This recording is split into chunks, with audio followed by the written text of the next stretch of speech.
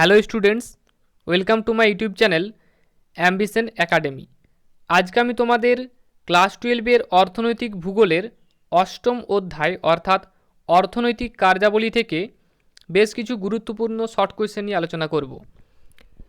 তোমরা যারা এখনও পর্যন্ত চ্যানেলটি সাবস্ক্রাইব করোনি তারা চ্যানেলটি সাবস্ক্রাইব করে পাশে থাকা বেল আইকনটি ক্লিক করে দিও। তাহলে দেখো, প্রথম কোয়েশ্চেন আছে, বাণিজ্য কাকে বলে? যে কোনো স্থানীয়, দেশীয় ও বৈদেশিক বাজারে বিভিন্ন পণ্যদ্রব্যের আদান প্রদান, আমদানি, রপ্তানি ইত্যাদি কার্যাবলীকে বাণিজ্য বলে। দ্বিতীয় কোয়েশ্চেন হচ্ছে, বাণিজ্যকে কয় ভাগে ভাগ করা যায় ও কি কি? বাণিজ্যকে দুই ভাগে ভাগ করা যায়। এক নম্বর হচ্ছে অভ্যন্তরীণ বাণিজ্য ও আন্তর্জাতিক বাণিজ্য। অভ্যন্তরীণ বাণিজ্য কাকে বলে? যে বাণিজ্যে পণ্যদ্রব্য যখন দেশের মধ্যে আদান প্রদান করা হয় তখন তাকে অভ্যন্তরীণ বাণিজ্য বলে। আর আন্তর্জাতিক বাণিজ্য কাকে বলে? যে বাণিজ্যে পণ্যদ্রব্য যখন একাধিক দেশের মধ্যে আদান প্রদান করা হয় তখন তাকে আন্তর্জাতিক বাণিজ্য বলে। পরের কোয়েশ্চেন আছে, দেখো, পুনঃ রপ্তানি বাণিজ্য কাকে বলে? যে বাণিজ্যে পণ্যদ্রব্য এক দেশ থেকে অন্য দেশে রপ্তানি করা হয় এবং ওই দেশ থেকে পুনরায় অপর একটি দেশে রপ্তানি করা হয় তখন তাকে পুনঃ রপ্তানি বাণিজ্য বলে। WTO এর পুরো নাম কি? WTO এর পুরো নাম হলো ওয়ার্ল্ড ট্রেড অর্গানাইজেশন। সার্ক এর পুরো নাম কি? সার্কের পুরো নাম হচ্ছে south Asian association for regional cooperation. WTO এর সদর দপ্তর কোথায় অবস্থিত? WTO এর সদর দপ্তর সুইজারল্যান্ডের জেনেভা শহরে অবস্থিত। WTO এর উদ্দেশ্য কি? WTO এর উদ্দেশ্য হল পৃথিবীতে অবাধ ও মুক্ত বাণিজ্য তৈরি করা।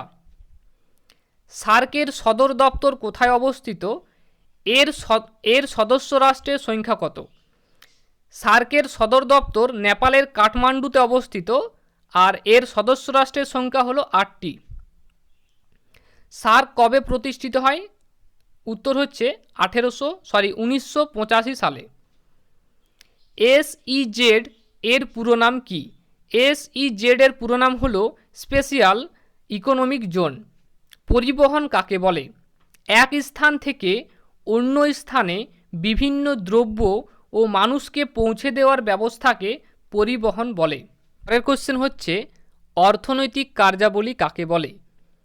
বিভিন্ন জীবিকায় নিযুক্ত থেকে প্রত্যক্ষ বা পরোক্ষভাবে সম্পদ উৎপাদন, বন্টন, বিনিময়, ভোগ ও পরিষেবাকে ঘিরে মানুষের কার্যাবলীকে অর্থনৈতিক কার্যাবলী বলে। প্রাথমিক স্তরের অর্থনৈতিক কার্যাবলী কাকে বলে?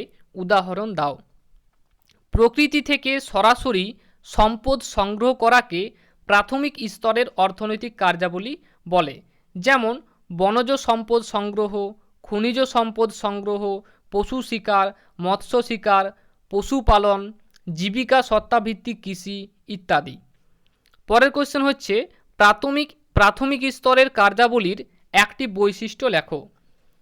প্রাথমিক স্তরের কার্যাবলী প্রাকৃতিক পরিবেশ দ্বারা নিয়ন্ত্রিত হয়। কোন পর্বের অর্থনৈতিক কার্যাবলীর সঙ্গে নিযুক্ত কর্মীদের রেড কলার ওয়ার্কার্স বলে? প্রাথমিক স্তরের কার্যাবলীর সঙ্গে নিযুক্ত কর্মীদের রেড কলার ওয়ার্কার্স বলে। GDP এর পুরো নাম কি? GDP এর পুরো নাম হলো গ্রোস ডোমেস্টিক প্রোডাক্ট। দ্বিতীয় স্তরের অর্থনৈতিক কার্যাবলী কাকে বলে? যেসব কাজের দ্বারা মানুষ প্রাথমিক ক্ষেত্রে উৎপাদিত পণ্যের আকৃতিগত রূপান্তর ঘটিয়ে তার কার্যকারিতা, উপযোগিতা ও গুণগত মান বৃদ্ধি করে সেই সব কার্যাবলীকে দ্বিতীয় স্তরের অর্থনৈতিক কার্যাবলী বলে। যেমন হচ্ছে শ্রম শিল্প, প্রক্রিয়াকরণ, দ্রব্যের রূপান্তর, বাণিজ্যিক কৃষি, নির্মাণ কাজ ইত্যাদি। দ্বিতীয় স্তরের অর্থনৈতিক কার্যাবলী বা সহায়ক অর্থনৈতিক কার্যাবলীর একটি বৈশিষ্ট্য লেখো। দ্বিতীয় স্তরের অর্থনৈতিক কার্যাবলী দ্রব্যের গুণগত মান ও ব্যবহারযোগ্যতা বৃদ্ধি করে। পরের কোশ্চেন হচ্ছে, কোন স্তরের অর্থনৈতিক কার্যাবলীর সঙ্গে যুক্ত ব্যক্তিদের ব্লু কলার ওয়ার্কার্স বলে? দ্বিতীয় স্তরের অর্থনৈতিক কার্যাবলীর সঙ্গে যুক্ত ব্যক্তিদের ব্লু কলার ওয়ার্কার্স বলে। পরের কোশ্চেন হচ্ছে, তৃতীয় স্তরের অর্থনৈতিক কার্যাবলী কাকে বলে? প্রাথমিক ও দ্বিতীয় স্তরের কার্যাবলীর ফলে উৎপন্ন দ্রব্য বিক্রয় কেন্দ্রে পাঠানো, তা বিক্রি করা ইত্যাদি অর্থনৈতিক কার্যাবলীকে তৃতীয় স্তরের অর্থনৈতিক কার্যাবলী বলে। যেমন ব্যবসা বাণিজ্য, যোগাযোগ ব্যবস্থা, পরিবহন ব্যবস্থা, হোটেল, ব্যাংক, শিক্ষা, চিকিৎসা, পর্যটন ইত্যাদি। পরের কোশ্চেন হচ্ছে, তৃতীয় স্তরের বা সেবা ক্ষেত্রের কার্যাবলীর সঙ্গে যুক্ত কর্মীদের কি বলা হয়? পিঙ্ক কলার ওয়ার্কার্স বলা হয়। তৃতীয় স্তরের অর্থনৈতিক কার্যাবলীর একটি বৈশিষ্ট্য লেখো। এই স্তরের কাজের প্রসার ব্যবসা বাণিজ্যের মধ্যে বেশি হয়। সাপটা-এর পুরো নাম কি? সাপটা-এর পুরো নাম হলো সাউথ এশিয়ান প্রিফারেন্সিয়াল অ্যারেঞ্জমেন্ট। ওপেকের বর্তমান সদস্য রাষ্ট্রের সংখ্যা কয়টি? ওপেকের বর্তমান সদস্য রাষ্ট্রের সংখ্যা হলো 11টি। সার্ক-এর নবীনতম সদস্য রাষ্ট্রের নাম কি? সার্কের নতুন সদস্য রাষ্ট্রের নাম হলো আফগানিস্তান। সড়কপথকে কয় ভাগে ভাগ করা যায় ও কি কি? সড়কপথের বিস্তার ও প্রকৃতি অনুযায়ী সড়কপথকে 3 ভাগে ভাগ করা যায়, যথা যেমন হচ্ছে প্রধান সড়কপথ, শাখা রাজপথ এবং গ্রাম্যপথ। সড়কপথ পরিবহনের 2টি সুবিধা উল্লেখ করো। সড়কপথ পরিবহনের একটি সুবিধা হচ্ছে সড়কপথে যে কোনো সময়ে যাত্রী ও পণ্য পরিবহন করা যায়। আর 2 নম্বর সুবিধা হচ্ছে অল্প দূরত্বে পরিবহনের জন্য সড়কপথ বিশেষ উপযোগী। পরের কোশ্চেন হচ্ছে, সড়কপথ পরিবহনের 2টি অসুবিধা উল্লেখ করো। সড়কপথ পরিবহনের 2টি অসুবিধা হচ্ছে, একটা হচ্ছে জলপথ ও রেলপথের তুলনায় সড়কপথের পরিবহন ব্যয় যথেষ্ট বেশি। আর 2 নম্বর হচ্ছে রেলপথ ও আকাশপথের মতো সড়কপথ দ্রুতগামী নয়। পিডব্লিউডি এর পুরো নাম কি? পিডব্লিউডি এর পুরো নাম হলো পাবলিক ওয়ার্কস ডিপার্টমেন্ট। এনএইচএআই এর পুরো নাম কি? এনএইচএআই এর পুরো নাম হলো national highway authority of India. GT road বা গ্র্যান্ড ট্রাঙ্ক রোড কে প্রতিষ্ঠা করেন বা কে তৈরি করেন? এর বর্তমান নাম কি? জিটি রোড বা গ্র্যান্ড ট্রাঙ্ক রোড তৈরি করেন শেরশাহ। এর বর্তমান নাম হচ্ছে শেরশাহ সুরিমার্গ। বর্তমান ভারতে জাতীয় সড়কপথের দৈর্ঘ্য কত কিমি? 70,934 কিমি। বিআরও এর পুরো নাম কি? বিআরও এর পুরো নাম হলো বর্ডার রোড অর্গানাইজেশন। বিআরডি এর পুরো নাম কি? বিআরডি এর পুরো নাম হলো বর্ডার রোড ডিপার্টমেন্ট। সোনালী চতুর্ভুজ কাকে বলে? ভারতের 4টি মেট্রোপলিটন শহর দিল্লি, চেন্নাই, মুম্বাই ও কলকাতাকে যে জাতীয় সড়কপথ দ্বারা যুক্ত করা হয়েছে তা সোনালী চতুর্ভুজ নামে পরিচিত। এর মোট দৈর্ঘ্য হচ্ছে 5,846 কিলোমিটার। ভারতবর্ষে রাজ্য সড়কপথের মোট দৈর্ঘ্য কত? ভারতবর্ষের রাজ্য সড়কপথের মোট দৈর্ঘ্য হচ্ছে 137.9 হাজার কিলোমিটার। বর্তমান ভারতবর্ষে রেলপথের দৈর্ঘ্য কত? বর্তমান ভারতবর্ষে রেলপথের দৈর্ঘ্য হল 64,015 কিলোমিটার। পৃথিবীর দীর্ঘতম রেলপথের নাম কি? পৃথিবীর দীর্ঘতম রেলপথের নাম হল ট্রান্স সাইবেরিয়ান রেলপথ। রেলপথের দৈর্ঘ্যে ভারতবর্ষ এশিয়া মহাদেশে কততম স্থান অধিকার করে? রেলপথের দৈর্ঘ্যে ভারতবর্ষ এশিয়া মহাদেশে প্রথম স্থান অধিকার করে। ভারতবর্ষে কবে কোথায় প্রথম রেলপথ গড়ে ওঠে? 1853 খ্রিস্টাব্দে মুম্বাই থেকে থানে পর্যন্ত। রেলপথের বিস্তারে ভারতবর্ষ পৃথিবীতে কততম স্থান অধিকার করে? রেলপথের বিস্তারে ভারতবর্ষ পৃথিবীতে তৃতীয়তম স্থান অধিকার করে। জলপথ ব্যবস্থাকে কয় ভাগে ভাগ করা যায় ও কি কি?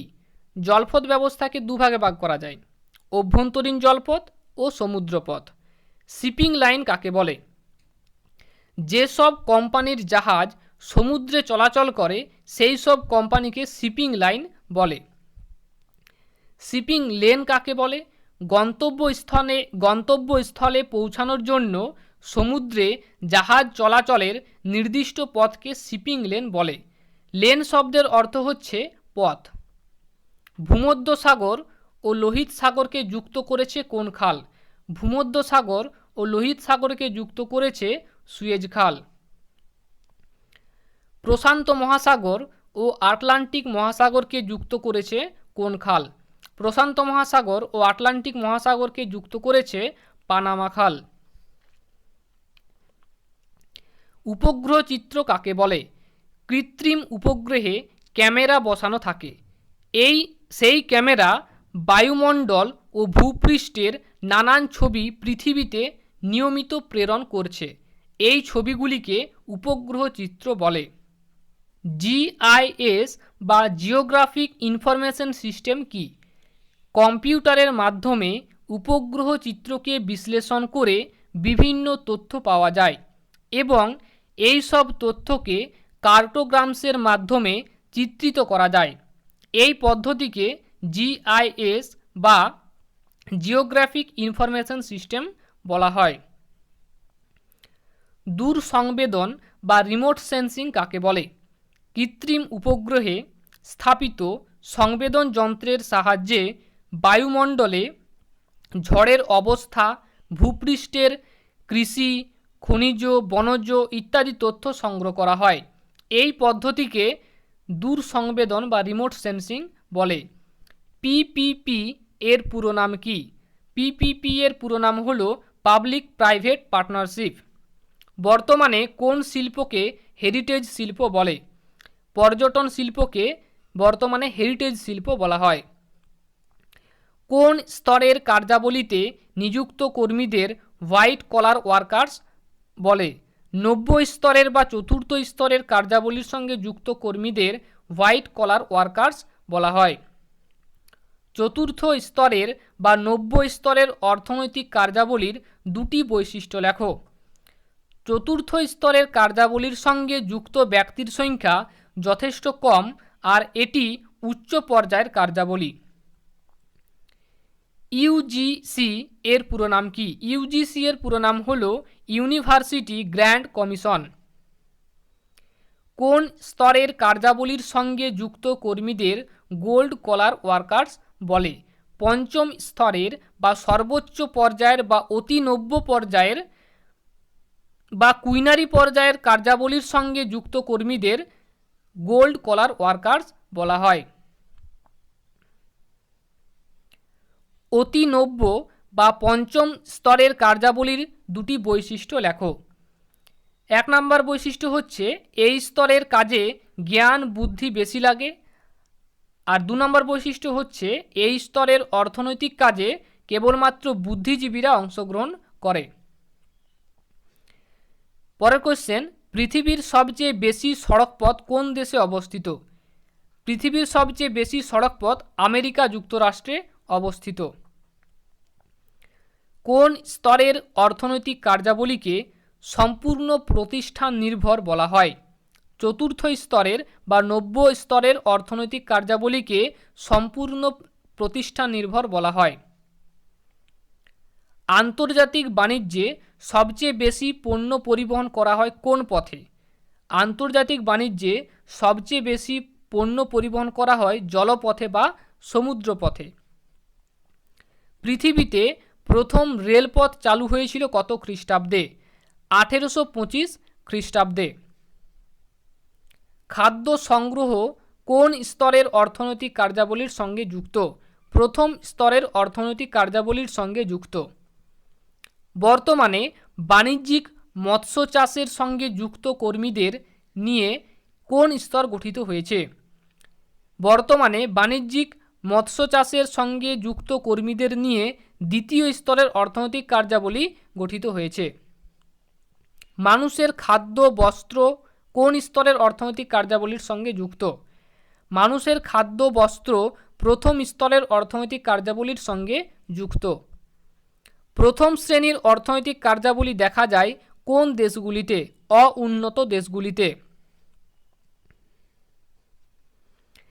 অউন্নত ও উন্নয়নশীল দেশগুলিতে অধিকাংশ মানুষের উপজীবিকা কী?